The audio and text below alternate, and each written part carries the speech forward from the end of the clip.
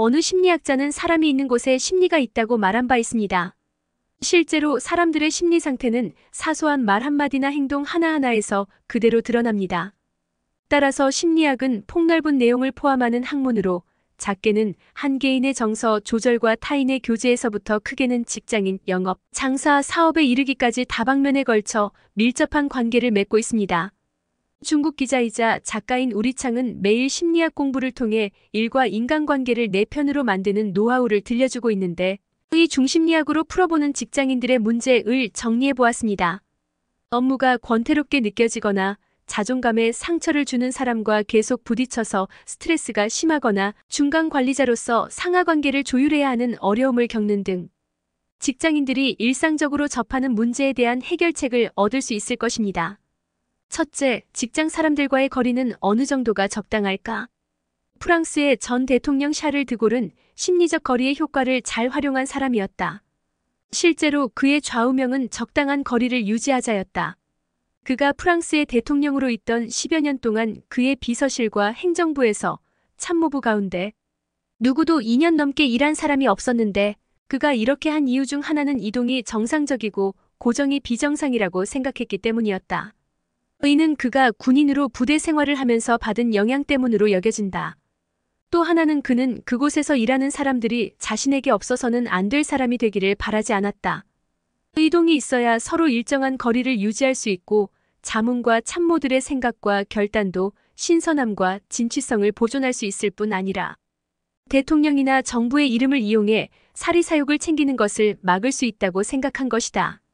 샤를 드골이 활용했던 방법처럼 직장에서도 상사는 부하 직원과 일정한 심리적 거리를 둘 필요가 있다. 너무 멀어서 상대가 긴장하는 일이 있어서도 안 되겠지만 지나치게 격이 없이 어울리다가 위계 질서가 무너지는 일도 막아야 하기 때문이다. 이렇게 적당한 거리를 유지할 때 상사는 부하 직원의 존중을 받을 수 있다. 단 이때 반드시 지켜야 할 원칙이 있다. 그것은 바로 상사가 자신을 규제할 수 있어야 직원도 규제할 수 있다는 것을 잊어서는 안 된다는 것이다. 둘째, 직장 업무가 권태롭게 느껴진다면 어떻게 할까? 업무의 권태감을 느끼는 직장인들의 심리적 충돌은 첫째, 성취에 대한 갈망과 변화에 대한 두려움의 충돌, 둘째, 뛰어난 직원이 되겠다는 욕심과 좋은 가정 구성원이 되겠다는 소망의 충돌, 셋째, 관심에 대한 욕구와 자존심을 지키려는 마음의 충돌로 나타난다. 이런 심리적 충돌로부터 자신을 보호하고 문제 상황을 해결하기 위해서는 먼저 과감하게 필요한 변화를 위해 뛰어들어야 한다. 그리고 즐겁게 일하는 데 필요한 좋은 기분을 유지해야 하며 화가 난 상태에서는 잠시 일을 멈추고 먼저 기분을 수습할 필요가 있다.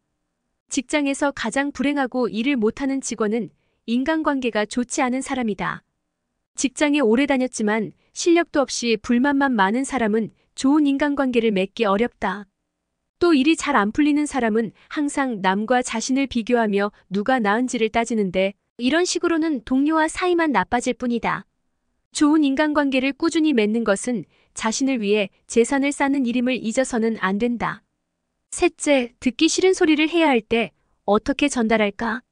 중국의 유명 작가 루신을 가르친 스승은 만약 누군가 집의 벽에 창문을 내겠다고 하면 사람들의 반대에 부딪혀낼 수 없을 하지만 집의 지붕을 직접 벗기겠다고 하면 사람들은 한 발 양보하며 차라리 창문을 내라고 할 것이다라는 말을 한 적이 있다. 이는 대비 효과를 활용하면 상대에게서 찬성을 얻어낼 수 있다는 뜻이다. 집의 지붕을 직접 벗기겠다라고 했을 때 상대방의 마음속 저울추가 작아져 벽에 창문을 내겠디라는 대안을 순순히 받아들이는 것이다. 우리는 종종 다른 사람이 싫어하는 일을 해야 할 때가 있다.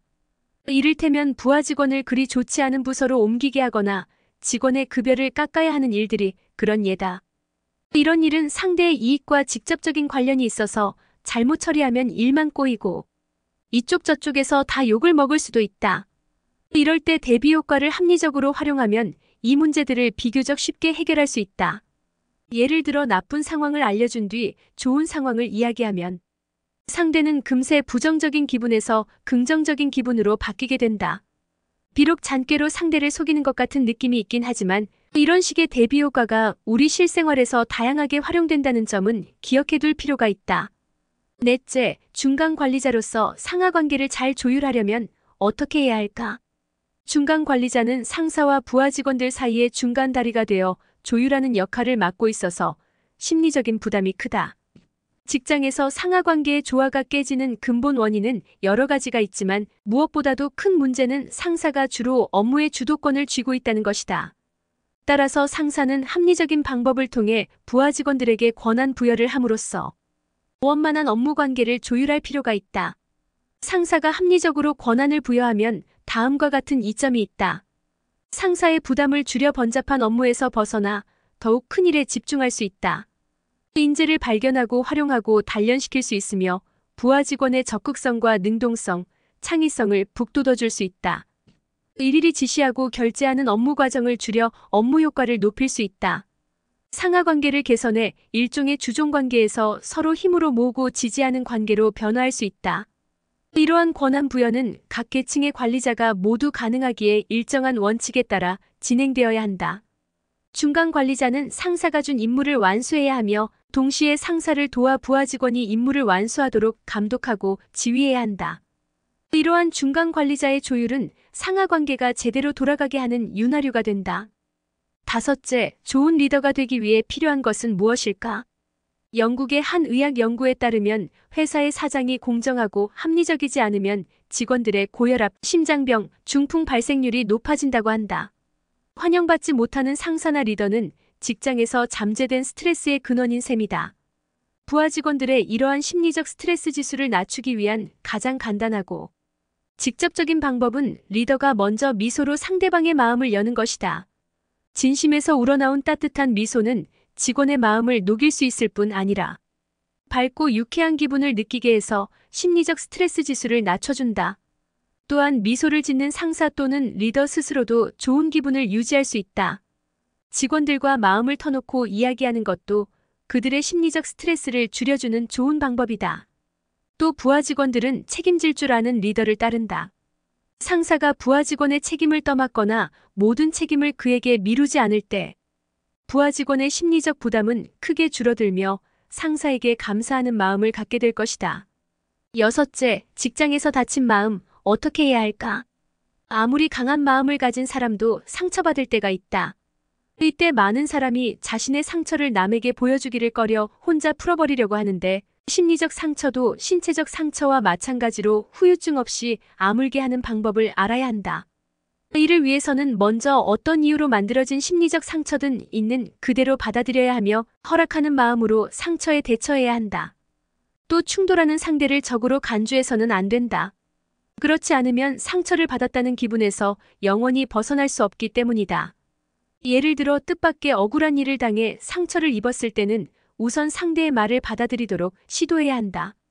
억울한 사건 뒤에 숨은 진짜 동기를 이해하고 개개인의 성장 배경과 지내온 삶을 이해하도록 노력하는 것이다.